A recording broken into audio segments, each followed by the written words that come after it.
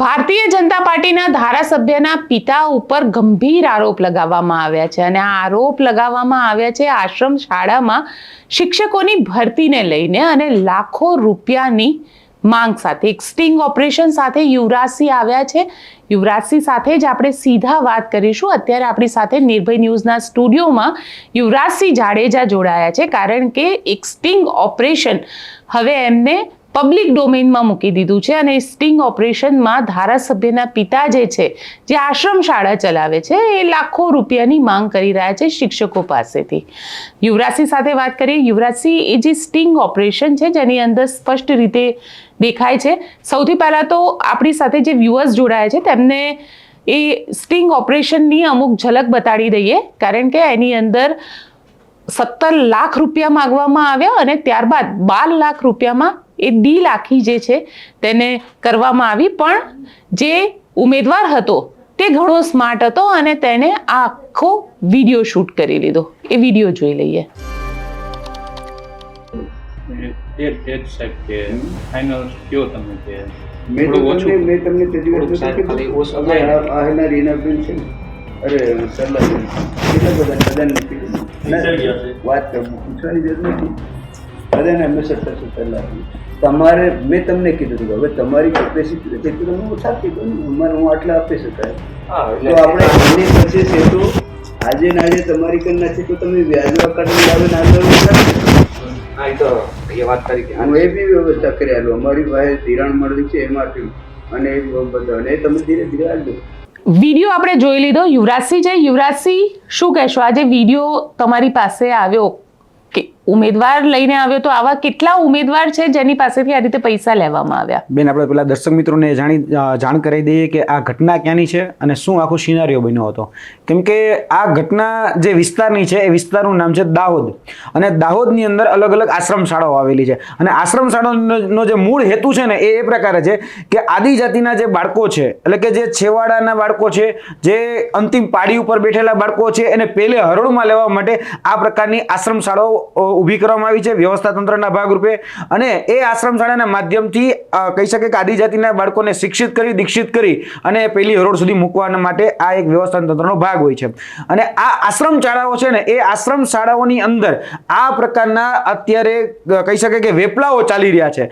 અત્યારે જેની વાત ચાલી રહી છે એ છે પંચમહાલ આદિવાસી પ્રગતિ મંડળ પાટીવાડા જે છે તેમાં આશ્રમ શાળા આવેલી છે. ગામ છે ચોસાલા અને એ ચોસાલા અંતર્ગત આશ્રમ શાળાનું કહી શકાય કે જે નામ છે એ આ આશ્રમ શાળા પણ તમે જોઈ શકો છો કે ચોસાલા ખાતે શ્રી કેદારનાથ આશ્રમ શાળા આવેલી છે, જ્યાં કેદારનાથ મહાદેવનું જે મંદિર છે એની એક્ઝેક્ટ બાજુમાં જ આ આશ્રમ શાળા આવેલી છે. એટલે દર્શક મિત્રોને ખ્યાલ આવે કે આ જે ઘટના છે એ દાહોદના ચોસાલાની છે અને આ દાહોદના ચોસાલામાં જે ઘટના બની છે તેમાં જે વ્યક્તિ છે, ટ્રસ્ટી છે, એ છે બચુભાઈ એન કિશોરી. અને બચુભાઈ એન કિશોરી કોણ?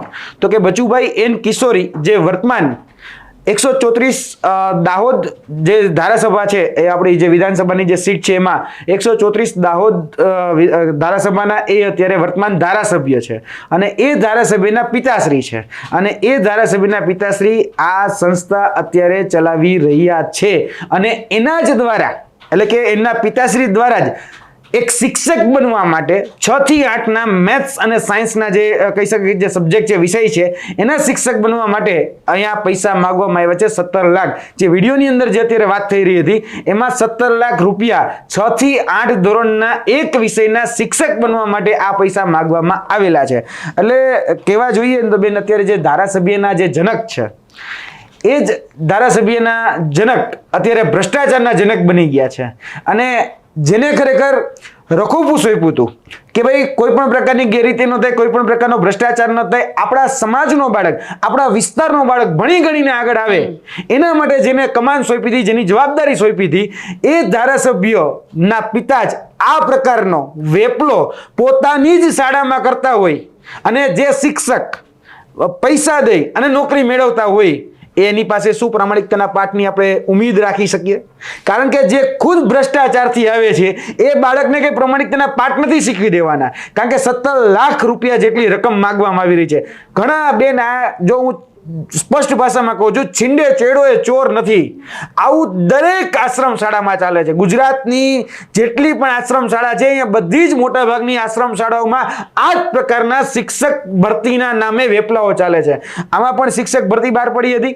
1 થી 8 ધોરણની અંદર અલગ અલગ શિક્ષકોની અલગ અલગ વિષયના શિક્ષકોની ભરતી કરવાની હતી. તેમાં અલગ અલગ વિષયના શિક્ષકો પાસે અલગ અલગ રકમો માંગવામાં આવી હતી. એક જાગૃત વ્યક્તિ દ્વારા કહી શકાય કે સરકારને પહેલા તો રજૂઆત કરવામાં આવી હતી, અને આ સરકારને જે રજૂઆત કરવામાં આવી આ એ લેટરો છે કે જેમાં સરકારને રજૂઆત થઈ. કોને કોને રજૂઆત થઈ? હું ખાલી નામ બોલું છું, તમે સાંભળજો. પ્રતિશ્રી આશ્રમ શાળા અધિકારી IS સ્મિત લોઢા સાહેબ, પહેલા વહેલા એને રજૂઆત કરવામાં આવી. આદિજાતિ વિકાસ કમિશનર IS JP ગુપ્તા સાહેબ, એને રજૂઆત કરવામાં આવી. આદિજાતિ વિકાસ કુંવરજી ભાઈ હળપતિજી સાહેબ, એને રજૂઆત કરવામાં આવી. આદરણીય પ્રતિમંત્રી શ્રી આપણા શિક્ષણ મંત્રી કુબેરભાઈ ડિંડોર, જે આદિજાતિ વિકાસ ગાંધીનગર, ત્યાં પણ આપણે રજૂઆત કરવામાં આવી, એટલે શિક્ષણ મંત્રીને પણ રજૂઆત કરવામાં આવી. ત્યારબાદ આપણા મુખ્યમંત્રી ભૂપેન્દ્રભાઈ પટેલને પણ રજૂઆત કરવામાં આવી. અને એ વિષય શું છે કે ભાઈ આદિજાતિ વિકાસ વિભાગની આશ્રમ શાળામાં જરૂરી કાગળ, બહાલી અને ઓર્ડર તથા નિમણૂક પત્રના કાગળ માટે રૂપિયા માંગવામાં આવે છે. અને આ જે રૂપિયા માંગવામાં આવે છે એ રૂપિયાનો ઉલ્લેખ આ વ્યક્તિ આમાં કર્યો હતો, અને બધી જ જગ્યાએ રજૂઆત કરી. આ અમુક પ્રતિષ્ઠિત મીડિયા માધ્યમોને પણ આ રજૂઆત મોકલવામાં આવી છે. તેની સાથે સાથે આ રજૂઆત આપણા મુખ્યમંત્રી, શિક્ષણ મંત્રી સુધી પહોંચાડવામાં આવી છે. છતાં પણ બેન કોઈ પ્રકારના એક્શન આમાં લેવામાં નથી આવ્યા. એવું નથી. જ્યારે આ રજૂઆત અમારી પાસે, જ્યારે કે એક જાગૃત નાગરિકે અમારી પાસે રજૂઆત પહોંચાડી, ત્યારે એ વ્યક્તિને મેં સાથે લઈ અને અમારી ટીમ સાથે અમે આશ્રમ શાળામાં રૂબરૂ પહોંચ્યા છીએ. અને આ આશ્રમ શાળામાં રૂબરૂ પહોંચી આખો જે સંવાદ તમે જે જોઈ રહ્યા છો એ અમારી ટીમ દ્વારા રેકોર્ડ કરવામાં આવ્યો છે. અને આ જે આશ્રમ શાળા હતી એ ચોસાલાની હતી, જેના વિઝ્યુઅલ પણ અત્યારે તમારી સ્ક્રીન ઉપર ચાલી રહ્યા છે. આ જ આશ્રમ શાળા અંતર્ગત કહી શકાય કે પૈસા માંગવામાં આવ્યા, અને કહી શકાય કે જે વ્યક્તિએ પૈસા માંગ્યા એ આ ભાઈ પોતે, એટલે કે ત્યાંના ટ્રસ્ટી, એમને પૈસા માંગ્યા, જે ધારાસભ્યના પૂજ્ય પિતાશ્રી છે. અને ત્યાં તમને પણ ખ્યાલ હશે કે ધારાસભ્ય જે છે એની પોતાની MLA ગુજરાત લખેલી ગાડી પણ એ જ આશ્રમ શાળામાં ઉપસ્થિત હતી. આની પહેલા જ્યારે ઉમેદવાર દ્વારા જ્યારે એ આશ્રમ શાળાની મુલાકાત કરવામાં આવી ત્યારે એ ધારાસભ્ય પણ ત્યાં ઉપસ્થિત જ હતા. એટલે કોઈ જગ્યાએ આમાં અમે કાચું કાપ્યું જ નથી. તમામ પ્રકારના વિથ એવિડન્સ જે પૈસાઓ માંગવામાં આવ્યા એ તમામ પૈસા ત્યાંના કહી શકે કે સંચાલક છે, તો સંચાલક જેને વહીવટદાર સોંપ્યા હોય કે ભાઈ તમારે આ જે ભાઈ આવે છે એ ભાઈ કેટલા રૂપિયા આપી શકે છે, તોલ માપ કરવાનો, તો એના રેકોર્ડિંગ પણ આપણી પાસે ઉપલબ્ધ છે. અને મારે એ પણ કહેવું છે ટીમને કે એ પણ દ્રશ્યો દેખાડે, કારણ કે ત્યાંના જે વહીવટદાર છે એ એવું કહે છે કે તમે કેટલા આપી શકશો, એ કેવું હું પ્રમાણે વાત કરી લઉં. ત્યાં એવું કહેવામાં આવે કે ભાઈ અમે 10 લાખ આપી શકીશું, તો 10 લાખમાં થઈ શકે છે કે પૂછી જો ને, તો કે 10 ને થોડુંક વધો, એમ કે 12-15 સુધી આવે તો થઈ જાય. છેલ્લા ડીલ નક્કી થાય છે ત્યારે પણ 12 લાખમાં ડીલ નક્કી કરવામાં આવે છે. અને આજ જે ધારાસભ્ય છે એના અલગ અલગ આપણે મંત્રીઓ સાથે હોય કે પછી વર્તમાન અલગ અલગ ધારાસભ્યો હોય એની સાથે પણ આ પ્રકારના ફોટા એ ઉપલબ્ધ છે. એવું નથી કે આ વાતની એમને જાણ નહીં હોય, હું એવું નથી માનતો, કારણ કે એ જગ્યાએ ઉપસ્થિત જ હોય છે. એટલે કે જે આશ્રમ શાળા છે એ આશ્રમ શાળામાં ઉપસ્થિત જ હોય છે. હવે બેન યાદ રાખજો, આ જનપ્રતિનિધિ છે. જનપ્રતિનિધિ એટલે જનતાનો રક્ષક, એના અધિકારોનો રક્ષક, એના શિક્ષણથી વંચિત ન રહી જાય, એનો બાળક, એનો સમાજનો અથવા તો એ વિસ્તારનો વ્યક્તિ શિક્ષણથી વંચિત ન જાય, એનું રક્ષણ એને કરવાનું છે. હવે એના જ પપ્પા જે આ કહી શકાય કે જે આશ્રમ શાળા ચલાવે છે, એવું નથી કે એક આશ્રમ શાળા, એની પાસે 5 આશ્રમ શાળા છે. અને આ પ્રકારના વહીવટ એ દરેક જગ્યાએ થતા હોવા જોઈએ, કારણ કે એક જગ્યાએ તો સામે આવ્યું છે. મેં પહેલા જ કીધું કે છીંડે ચેડો ચોર નથી. અહીંયા બધી જ જગ્યાએ આ પ્રકારના વહીવટ થતા હોય, આ સામે આવ્યું છે. અમુક બાબતો એવી છે કે જે સામે નથી આવતી, અને અમુક જગ્યાએ આ પ્રકારે ભરતીઓ થઈ પણ જતી. ભૂતકાળમાં પણ મેં સંજલીની આશ્રમ શાળા છે એના પણ સ્ટિંગ ઓપરેશન મૂક્યા હતા, એના ઓડિયો રેકોર્ડિંગ પણ મોકલ્યા હતા. એટલે બધી જ જગ્યાએ બેન આ ચાલે છે. એટલે આ જે કહેવાય ને આપણે જેને જનતાના રક્ષક કહીએ છીએ એ શિક્ષણના ભક્ષક બનીને બેસી ગયા છે.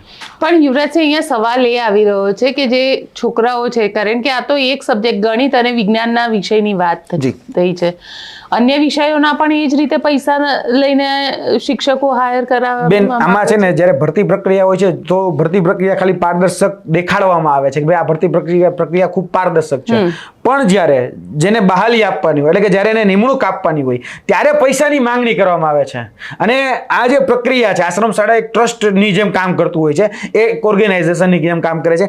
જ્યારે ટેટ અને ટાટ જે પરીક્ષાઓ છે, પાસ ઉમેદવાર જ્યારે અહીંયા ઉમેદવારી નોંધાવે છે, એનું જ્યારે મેરિટ બનતું હોય ત્યારે એ મેરિટમાં ઇન પણ હોય અને સારું મેરિટ એટલે સ્કોલર પણ હોય, પણ છતાં પણ એની પાસેથી આ પૈસાની માંગણી કરવામાં આવે છે કે જો તમે પૈસા અમને નહીં આપો તો અમે તમને નિમણૂક પત્ર જ નહીં આપીએ, તમને બહાલી જ નહીં આપીએ, તો તમે શું કરશો? એટલે આ પ્રકારનું એક સુનિયોજિત સિસ્ટેમેટિક સ્કેમ એ ચાલી રહ્યું છે. અને દરેક વિષયોમાં જે રીતે આપણે વાત કરી છે કે ગણિત વિજ્ઞાનની બની શકે છે કે ગુજરાતીમાં પણ માંગ્યા હોય, બની શકે છે કે અન્ય જે વિષયો છે 1 થી 5 ધોરણના બાલવાટિકાના બધા એમાં પણ પૈસા માંગ્યા હોય. આ તો 6 થી 8 ની છે એટલે 6 થી 8 માં બીજા અલગ વિષયો પણ આવે છે, ભાષા આવે છે, તેની સાથે સાથે મેથ્સ સાયન્સ એટલે કે ગણિત વિજ્ઞાન પણ આવે છે. આ પ્રકારના ઘણા બધા વિષયો હોય છે, સોશિયોલોજી હોય છે. તો આ પ્રકારના વિષયોમાં ક્યાંક ને ક્યાંક પૈસા માગતા જ હોય છે આ લોકો. અને મેં જ્યાં સુધી આ ભરતી પ્રક્રિયા જોઈ છે ને, હું મોટાભાગની આશ્રમ શાળાઓમાં જ્યારે ભરતી પ્રક્રિયા વિશે ઉમેદવારો સાથે વાત કરતી ત્યારે ઉમેદવાર કહેતા જ હોય છે કે ભાઈ અમારી પાસે 15 લાખ માંગ્યા, અમારી પાસે 16 લાખ માંગ્યા, પણ અમારી પાસે દરેક વખતે પુરાવો નથી હોતો. અહીંયા જાગૃત નાગરિકે અમને ખાલી વાત કરી હતી કે ભાઈ આ રીતના પૈસાની માંગણી કરવામાં આવે છે. ત્યારે અત્યારે જે વિડીયો અત્યારે જોઈ રહ્યા છો એ અમારી ટીમ દ્વારા ઉતારેલા વિડીયો છે. એટલે આમાં ક્યાંય પણ અમે મિલાવટ નથી કરી, જે છે એ અમે બહાર મૂક્યું છે. અને જે ખરેખર સામે છે અત્યારે આ જે વિઝ્યુઅલ જે છે એ વિઝ્યુઅલમાં સ્પષ્ટ દેખાય છે. અને બોલતો પુરાવો જેને કહી શકાય, જેને દ્રશ્ય અને શ્રાવ્ય પુરાવો કહી શકાય, જેને કોર્ટ પણ ગ્રાહ્ય રાખે, એ પુરાવો અત્યારે આપણી પાસે ઉપલબ્ધ છે.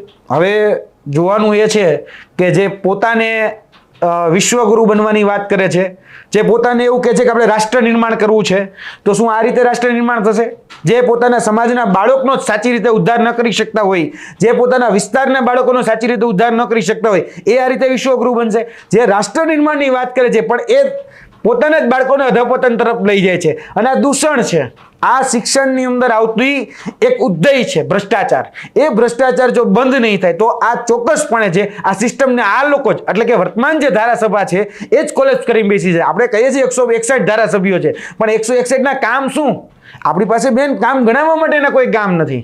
એ સિમ્બોલિક નેતાઓ છે જે પોતાના સિમ્બોલ ઉપર ચૂંટાઈ જાય છે અને પછી આ પ્રકારના ભ્રષ્ટાચારો, આ પ્રકારના વેપલાઓ કરતા થઈ જાય છે. આ મેં કીધું એમ કે આ વસ્તુ તમે ધારાસભ્ય સાથે વાત કરી હતી ખરી, ભારતીય જનતા પાર્ટીના ધારાસભ્ય સાથે? કારણ કે આ જ્યારે તમે સ્ટિંગ ઓપરેશન કર્યું ત્યારબાદ એ લોકો સાથે કોઈ વાતચીત થઈ તમારી? એ લોકો સાથે બેન અમારી કોઈ વાતચીત નથી થઈ. અમે જે કહી શકીએ કે એના પિતાશ્રી છે એ એટલે કે ધારાસભ્ય જે છે કિશોરીલાલ, એ કિશોરીલાલના પિતાશ્રી કહી શકાય એના ટ્રસ્ટી છે બચુભાઈ એન કિશોરી. એ બચુભાઈ એન કિશોરી સાથે આ જ્યારે રેકોર્ડિંગ જે છે એ અમે કર્યું હતું અને આખો પુરાવો એ અમે એકત્રિત કર્યો હતો. કારણ કે પૈસા માગે છે એના ઓડિયો રેકોર્ડિંગ પહેલા અમારી પાસે ઉપલબ્ધ હતા. ઓડિયો રેકોર્ડિંગ તો હતા જ, પણ અમે એવું માનીએ છીએ કે ઓડિયો રેકોર્ડિંગ કરતાં વિડીયો રેકોર્ડિંગ જો અમારી પાસે હોય તો એને અમે કોર્ટમાં પ્રૂવ કરી શકીએ. આગળ જતા કોઈ પણ પ્રકારના એલિગેશન લાગે છે તો એ એલિગેશનમાં વિડીયો રેકોર્ડિંગ છે એને સ્પષ્ટતા સાથે જો મૂકવામાં આવે તો એ બની શકે છે કોઈ પ્રકારના એલિગેશન કે મોફ કર્યો છે કે કંઈક ટેમ્પરિંગ કર્યું છે એ પ્રકારના કોઈ એલિગેશન ન લાગે. અને જે ઇન્સ્ટ્રુમેન્ટમાં આ રેકોર્ડ કરવામાં આવ્યો છે એ ઇન્સ્ટ્રુમેન્ટને પણ અમે સાચવીને રાખ્યા છે, જેથી કરીને આગળ જતા ક્યારેક અમારે કોઈ પ્રકારના એલિગેશન થાય તો અમે મૂકી શકીએ. એટલે અમારી પાસે શ્રાવ્ય એટલે કે ઓડિયો પુરાવા પણ ઉપલબ્ધ છે, એના વિડીયો રેકોર્ડિંગ પણ ઉપલબ્ધ છે. જે ચર્ચાઓ થઈ ત્યારે જે બીજા અન્ય જે સ્ટાફ છે, ત્યાં ઉપસ્થિત જે સ્ટાફ છે, તમે આ વિડીયોમાં જોઈ શકશો કદાચ, અથવા આ વિડીયો જ્યારે આગળ ચલાવશો ત્યારે તમે જોઈ શકશો કે ત્યાં આ ભાઈશ્રી છે ટ્રસ્ટી બચુભાઈ એન કિશોરી, જે દાહોદ 132 વિધાનસભાના ચૂંટાયેલા ધારાસભ્યના પિતાશ્રી છે, પૂજ્ય પિતાશ્રી. એ પૂજ્ય પિતાશ્રી એવું કહી રહ્યા છે કે આ બેનને પૂછી લ્યો ને આ કેટલા દિન લાગ્યા છે, ત્યાં ફલાણા કોઈ શિક્ષક ઊભા છે એને પૂછવામાં આવે છે કે ભાઈ તું ભાઈ કેટલા દિન લાગ્યો. આ પ્રકારનો સંવાદ પણ તમે એમાં સાંભળશો જ. કોઈ એવું કહે છે કે 12 લાખ દીધા છે, કોઈ એવું કહે છે 14 લાખ દીધા છે. બીજા તમે વિડીયો જોશો તમે એવું જ કહેશે કે અમે ભાઈ અહીંયા પૈસા દઈને જ લાગ્યા છે. એટલે અહીંયા જો તમારે નોકરી જોતી હોય તો પૈસા તો દેવા જ પડશે. એ પછી તમે કઈ રીતે દો છો એ તમારા ઉપર છે. તમે કેટલા કેસ આપો છો અને કદાચ તમારી પાસે કદાચ માની લો કે રકમ પૂરી નથી તો આ વિડીયોની અંદર એક સંવાદ છે. હા, એટલે હું એ સાંભળતી હતી અને એ સંવાદની અંદર એવું કીધું છે કે તમારા પગારમાંથી અમે કાપી લઈશું અને પગારમાં ઈએમઆઈ ની જેમ અમે ઈએમઆઈ ની જેમ કટ કરશે અને મંડળી છે. સૌથી મહત્વની વસ્તુ મને એ જ લાગી કે નોકરી પણ કરો પગારને EMI ની જેમ એ લોકો લઈ પણ લે. અને એક તો તમે ટેટ સુધી ભણ્યા, મુશ્કેલથી સરકારમાં 24,700 નું રિક્રુટમેન્ટ આવ્યું, અને જ્યારે એમાં પણ નિમણૂક પત્ર આપવાની વાત આવે તો આ રીતે પૈસા માંગવામાં આવે.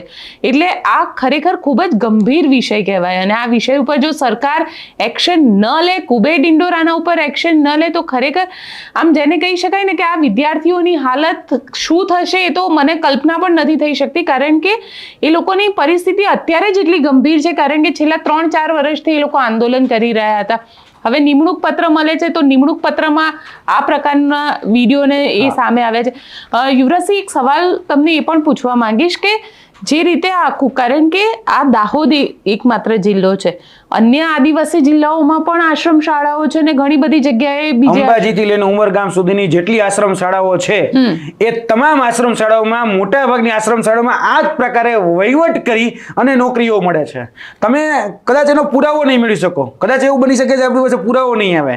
કોઈ જગ્યાએ બ્લેકના પૈસા આપવામાં આવે છે, કોઈ જગ્યાએથી ટેબલ નીચેથી આપવામાં આવે છે, કોઈ જગ્યાએ બીજી રીતે કોઈ વસ્તુના માધ્યમથી આપવામાં આવે છે. એટલે કદાચ એનો એવિડન્સ આપણે નથી મળતો, અથવા તો અમુક જગ્યાએ એ ઉમેદવાર છે જાગૃત નથી અને ક્યાંક ને ક્યાંક પોતાનો સામાજિક પ્રશ્ન હોવાને કારણે એ પૈસા આપી અને નોકરી પણ લઈ લે છે. કારણ કે ઉમેદવારમાં સૌથી મોટો સામાજિક પ્રશ્ન રહેતો હોય છે કે નોકરી હોય તો પછી આગળ તમને એનો હક પણ થાય કે છોકરી મળે કે એ પ્રકારની વાત. એમાં ખરેખર આ પરિસ્થિતિનો એ સામનો અને એની ઉપર મજબૂર વસ્તે આ રીતે પૈસાઓ પણ આપતા હોય છે. અને અનેક જગ્યાએ લોકો આપીને, તમે આ વિડીયોની નીચે જ્યારે કોમેન્ટ જોશો ને ત્યારે તમને અલગ અલગ જે કહી શકાય વિસ્તારની જે આશ્રમ શાળાઓ છે ને એ તમામ આશ્રમ શાળાઓના ઉમેદવારો જે છે કે અથવા તો જે આપણા વિદ્યાર્થીઓ છે એ જ આમાં તમને કોમેન્ટ કરીને જાણ કરશે કે ભાઈ અમારી જગ્યાએ આ વિસ્તારમાં પણ આ જ રીતે વેપાર ચાલે છે, આ જ રીતે વેપલો ચાલે છે, આ જ રીતે બધી જગ્યાએ નિમણૂક મળે છે. એવું નથી કે ફક્ત દાહોદનો જ કિસ્સો છે કે કોઈ સંજેલીનો જ કિસ્સો છે કે આજુબાજુનું બીજું કોઈ આશ્રમ શાળા, બધી જ જગ્યાએ આ જ પ્રકારનો કંઈક ને કંઈક વહીવટ થાય. પંચમહાલમાં પણ આ વહીવટ થાય છે. અને પછી આપણે યુવરાજસિંહ એમ કહીએ છીએ કે આદિવાસી વિસ્તારની અંદર શિક્ષણ સારું નથી. ક્યાંથી શિક્ષણ સારું હોય કે જ્યારે જે ઉમેદવાર છે તેની પાસેથી 12 લાખ રૂપિયા લેવામાં આવ્યા હોય તો ઓબ્વિયસ છે કે એને પોતાનું ઘર ચલાવવા માટે બીજે ક્યાંક કામ કરવું પડશે, એટલે એ એબસન્ટ પણ રહેશે અને એક આખું સેટિંગ કે જેને કહી શકાય એક સેટઅપ આખું ચાલુ થશે. બેન, આની પર એક્શન નથી લેવામાં આવતું. આમાં શું છે કે ઘણી વખત આ બધું બહાર આવે છે, ઘણી વખત મેં જોયું છે આ બધું જ એક્સપોઝ થાય છે.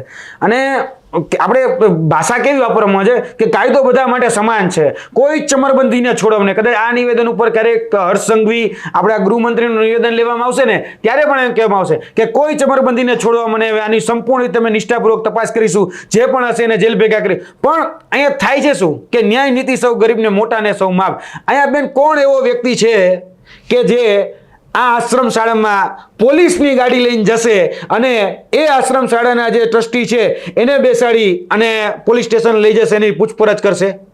અમે આપવાના છીએ ફરિયાદ, એવું જરા પણ નથી કે અમે ફરિયાદ નથી. આવતીકાલે જ આની ફરિયાદ અમે દાહોદ એસપીને, દાહોદના કલેક્ટરને, એના જે કહી શકાય પ્રયોજના અધિકારી છે એમને, આ આદિવાસી સમાજની જે કહી શકાય આદિજાતિ મદદ કમિશનર જે છે એમને, આ બધી જગ્યાએ અમે ફરિયાદો આપવાના છીએ. પણ આ વગદાર વ્યક્તિ છે, કારણ કે એના પુત્ર એ પોતે ધારાસભ્ય છે. હવે કોઈ અધિકારી કે પોલીસ અધિકારીને એટલી ત્રેવડ છે કે ધારાસભ્યની આશ્રમ શાળા કે અથવા તો એના પિતાશ્રીની આશ્રમ શાળામાં જઈ અને એનો કાટલો પકડીને બહાર કાઢે અને એને પૂછે કે ભાઈ આ શું ચાલી રહ્યું છે, આ વિડીયો બાબતે તમારું શું કેવું છે, નિવેદન લેવા માટે કોઈ જશે? હું કાલે તમને કહીશ કે અહીંયા શું થઈ રહ્યું છે. કાલે અમે રૂબરૂ જવાના છીએ દાહોદ, અને દાહોદની અંદર આ જ જે બાબત છે એ બાબત અમે દાહોદની જેટલી પણ આની સાથે સંકળાયેલી જવાબદાર સંસ્થાઓ છે એ તમામ જવાબદાર સંસ્થાઓને આ વસ્તુ અમે આપીશું. પણ કોઈ ચમરબંધીને છોડવા નહીં. આ નિવેદન તો આવશે પણ ચમરબંધીને કોઈ પકડવા માટે બેન તૈયાર નથી થતું. બિલકુલ, સવાલ એ છે કે હવે પોલીસ આની ઉપર એક્શન લેશે કે નહીં, કારણ કે શિક્ષણ વિભાગ પણ આ આખા મામલે હવે કઈ રીતે એક્શન લઈ રહ્યું છે, કારણ કે આ મામલો દાહોદનો છે, આદિવાસી વિસ્તારનો છે. અને જો કુબેર ડિંડોર કદાચ યાદ રાખે તો પોતે પણ એ જ મહીસાગરના આદિવાસી વિસ્તારમાંથી આવે છે કે જ્યાં આગળ શિક્ષાનો જે દર છે તે ખૂબ જ ઓછો છે અને ત્યાં આગળ શિક્ષાનો દર વધારવા માટે સરકાર સતત લાખો કરોડો રૂપિયા રોકતી હોય છે. અને તેવામાં જો આ પ્રકારના મામલા સામે આવે તો સૌથી મોટો સવાલ જે ઊભો થઈ રહ્યો છે એ સરકાર ઉપર ઊભો થઈ રહ્યો છે કે શું ખરેખર આવી જ રીતે ભણશે ગુજરાત? ક્યારે પહોંચે આ શિક્ષકો જે છે, જે નોકરી માટે વલખા મારી રહ્યા છે, તેમને સુધી એ લોકો નોકરી ક્યારે મળશે? અને તેમની પાસેથી આવા જે લાંચિયા ટ્રસ્ટીઓ છે તેમની વિરુદ્ધમાં ક્યારે કાર્યવાહી થશે એ પણ એક મોટો સવાલ છે. અમને કોમેન્ટ બોક્સમાં લખીને જણાવજો જો તમારા વિસ્તારમાં ટેટના ઉમેદવારો તમારી પાસેથી પણ આ જ પ્રકારે પૈસા માંગવામાં આવ્યા હોય તો અમને કોમેન્ટ બોક્સમાં ચોક્કસથી લખીને જણાવજો. અમે તમારો સંપર્ક કરીશું. આભાર.